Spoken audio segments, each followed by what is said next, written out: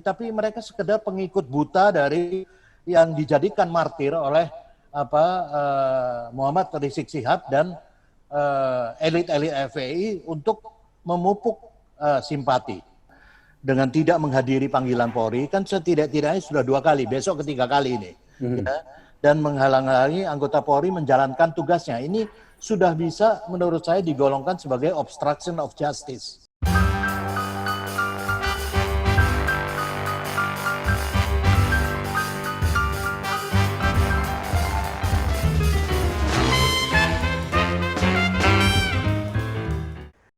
Ketemu lagi pemirsa Cokro TV, selamat pagi, siang, sore, atau malam. Saya nggak tahu kapan Anda menonton acara YouTube ini.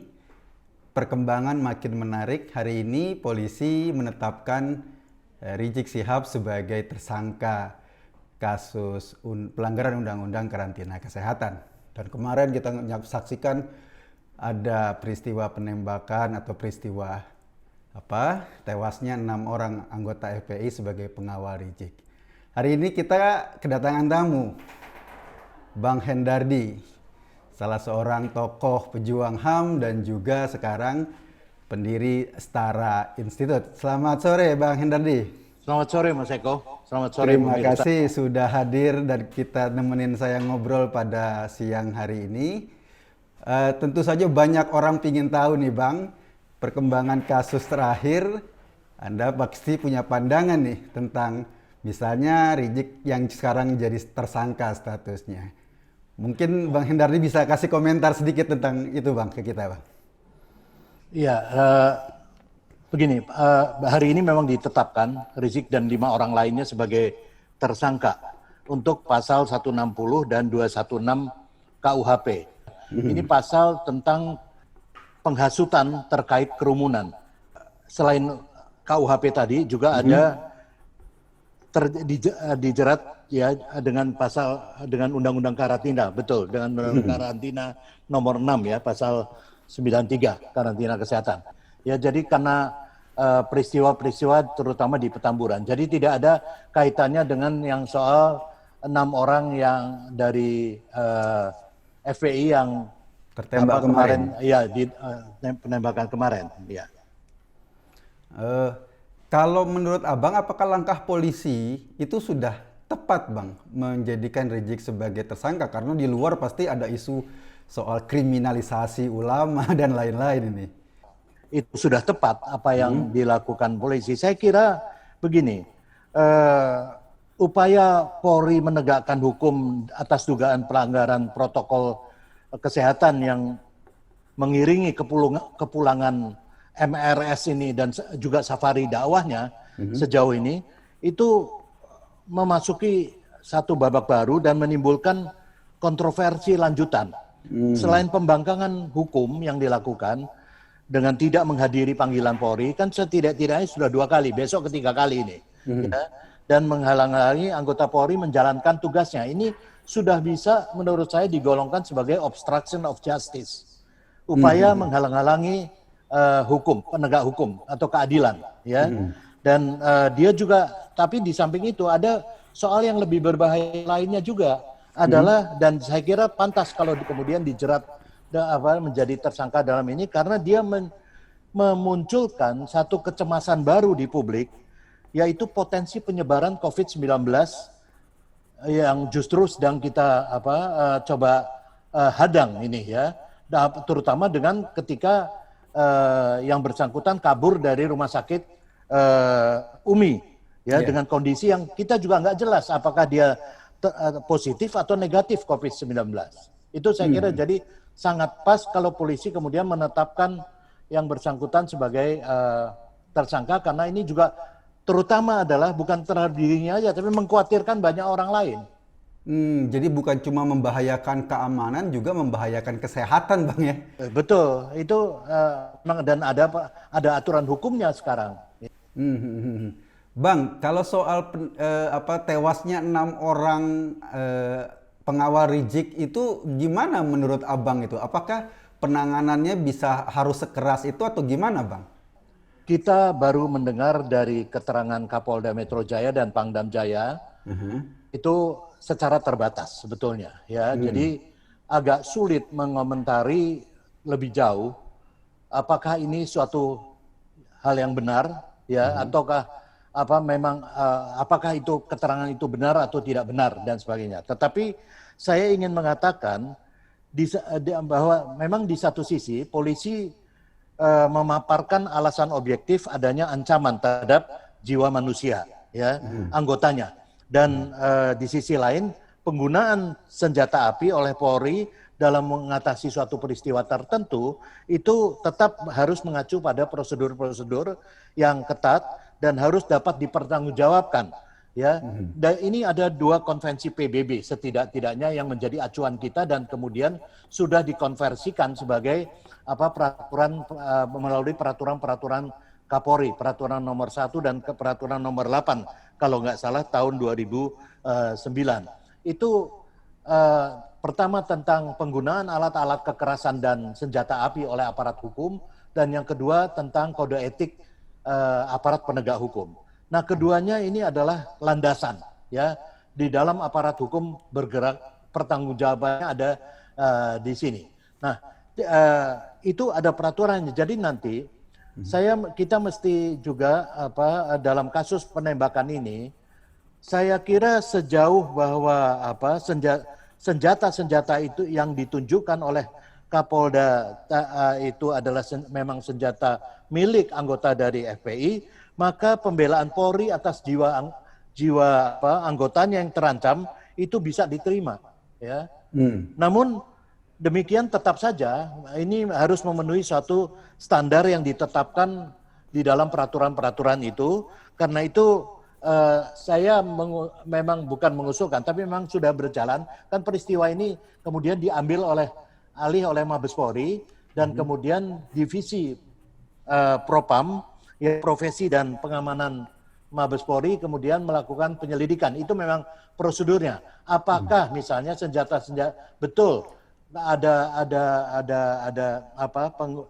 senjata-senjata api yang dimiliki oleh mereka begitu. Kedua, apakah memang itu merupakan suatu tindakan pembelaan diri dan sebagainya, dan bagaimana peristiwanya itu divisi Propam nanti yang akan menyelidiki. Jadi kita memang masih menunggu keterangan dari Mabes Polri selanjutnya tentang penyelidikan ini dan sejauh mana itu, apakah kebenaran dari penggunaan senjata api. Kalau betul ada senjata api yang dimiliki anggota FPI, itu jelas suatu hal yang ilegal. Ya, memiliki satu senjata api satu senjata api yang tidak sah gitu. Bang, ada desakan kalau misalnya internal Polri yang menyelidiki, mungkin beberapa orang akan wah ini kan internal. Jadi ada desakan untuk membuat semacam komite independen. Abang sendiri gimana ngelihatnya, Bang? Saya kira untuk sementara waktu karena satu peristiwa yang sebenarnya terjadi di suatu tempat yang jelas TKP-nya dan kemudian juga saya yakin ada saksi-saksinya, ada barang bukti dan sebagainya. Saya kira sementara kita harus percayakan juga kepada divisi Propam ya.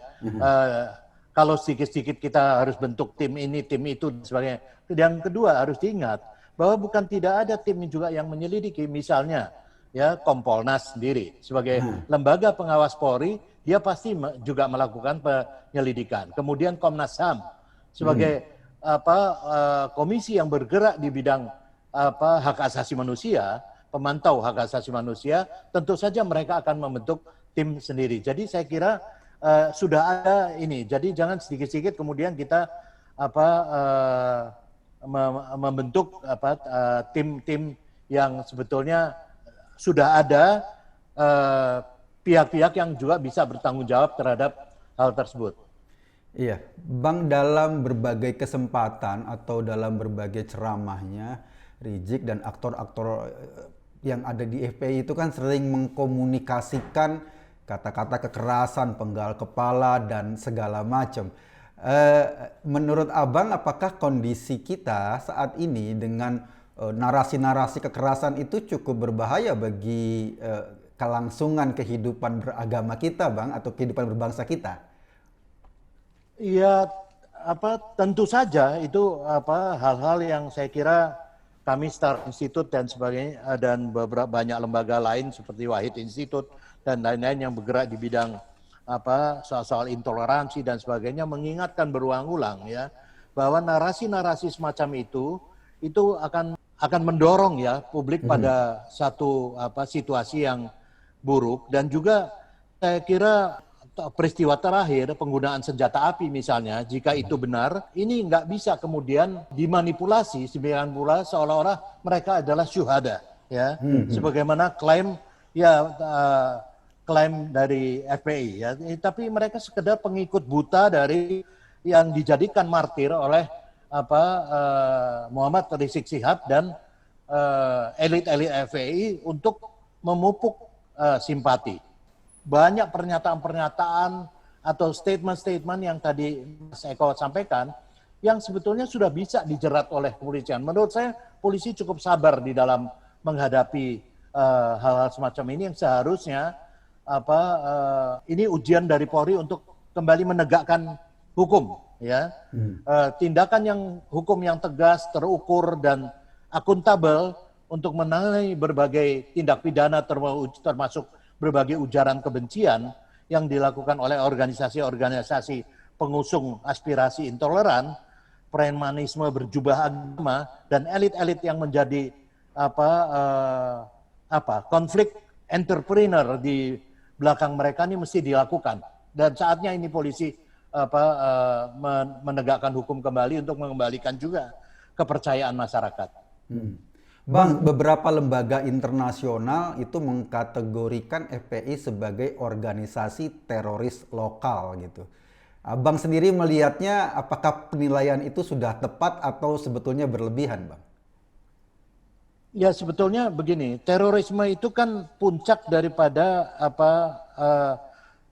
puncak tangga daripada anak tangga pertama intoleransi. Ya. Mereka mengajarkan sikap-sikap intoleransi itu ujungnya adalah terorisme. Ya, ada beberapa fakta yang menunjukkan bahwa mereka yang dulu hanya berdemonstrasi dalam berbagai kegiatan ujaran kebencian ya dan sebagainya kemudian berubah wujud menjadi teroris yang ini di beberapa riset kami dilakukan begitu. Tapi yang perlu dicegahkan bukan di ujungnya, bukan sekedar terorismenya, tapi sikap-sikap intoleransi itu harusnya sudah bisa dicegah. Dan itu saya kira sudah ada berbagai peraturan hukumnya untuk polisi atau aparat hukum melakukan tindakan-tindakan. Menurut saya sejauh ini masih cukup sabar dan polisi masih cukup sabar untuk melakukan itu. Bang, mungkin ini yang terakhir nih Bang, saya pingin penilaian Abang, kondisi kita atau kondisi kebangsaan kita terhadap suasana intoleran ini sudah seberbahaya apa sih Bang sekarang ini? Kan Setara Institute sering bikin riset tuh Bang soal itu Bang. Ya, saya kira beberapa tahun ini kalau melihat riset-riset dari Setara Institute, paling tidak 1 dekade ini tidak berangsur surut ya. Jadi fluktuatif ya ininya. Jadi dalam hemat saya ini menunjukkan bahwa sikap-sikap atau peristiwa-peristiwa intoleransi dan kemudian juga yang ujungnya adalah seringkali ada berwujud terorisme itu masih sangat mengancam kita ya. Peristiwa tertembaknya 6 orang pengikut Muhammad Rizik Syihab ini juga banyak kemudian dari kita yang saya kira kemudian terkecoh dengan berbagai cara pandang bahwa yang cukup membahayakan karena mereka menganggap bahwa ini satu peristiwa yang sembrono dari polisi tanpa mereka juga menunggu keterangan polisi lebih lanjut atau suatu peristiwa extrajudicial killing dan sebagainya. Saya kira tuduhan-tuduhan ini nanti dulu. Tapi kalau betul itu ada terjadi, polisi juga harus melakukan penghukuman tentu saja terhadap anggotanya. Namun saya jangan juga demi cara pandang hak asasi manusia, demi hak asasi manusia, ini kita sering juga menafikan ya nasionalisme. Ya. Ini mengabaikan kegentingan nasional yang bisa mengarah pada disintegrasi bangsa. Kita tahu sejak semula ulah daripada organisasi-organisasi intoleran ini mengancam, menteror psikologi masyarakat umum. Ya, dan jangan melihat persoalan karena itu juga secara parsial. Pembelaannya ini akan memperkuat moral daripada semua elemen-elemen organisasi intoleran. Ya, yang semakin meningkatkan bisa semakin meningkatkan militansinya. Nah, dalam kaitan pertanyaan tadi, ini justru lebih membahayakan Indonesia di masa ke depan. Kita sering lupa bahwa organisasi-organisasi ini yang minoritas tadinya sudah mulai membalikkan situasi kehidupan masyarakat sipil. Mereka mengibarkan kehebatan melalui teror. Itu yang harus kita cegah. Bang, terakhir Bang, kira-kira apa yang harus dilakukan oleh kita sebagai masyarakat sipil agar bahaya intoleran bahkan bahaya disintegrasi bangsa itu bisa kita hindari, Bang? Saya kira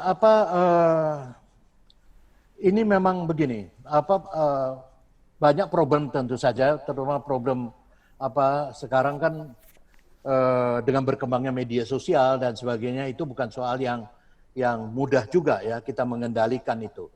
Tapi negara memang yang pasti harus hadir. Ya, kita lihat bahwa apa yang dilakukan negara pada belakangan ini memperoleh dukungan dari masyarakat. Ya, publik juga akan hadir pasti.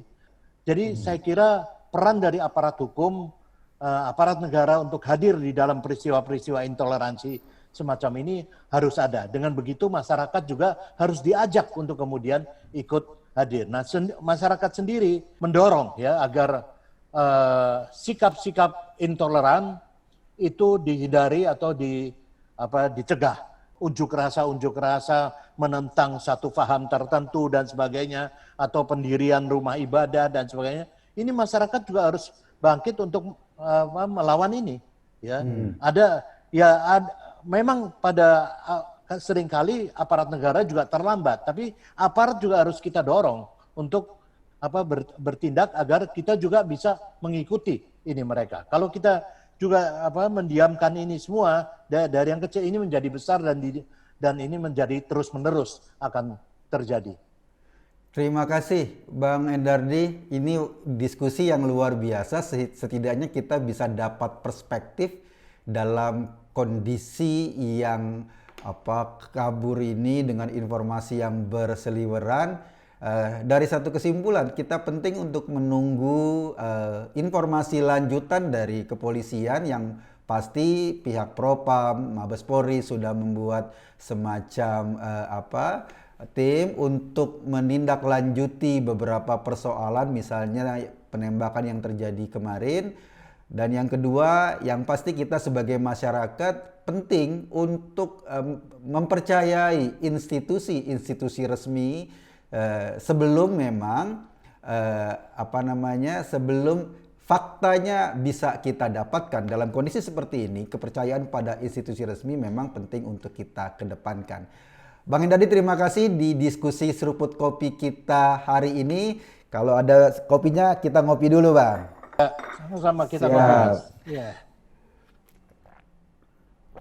Wah, luar biasa. Terima kasih Bang Endardi sekali lagi. Kita akhiri diskusi kita. Selamat sore teman-teman. Sore. Saya Eka Kuntadi.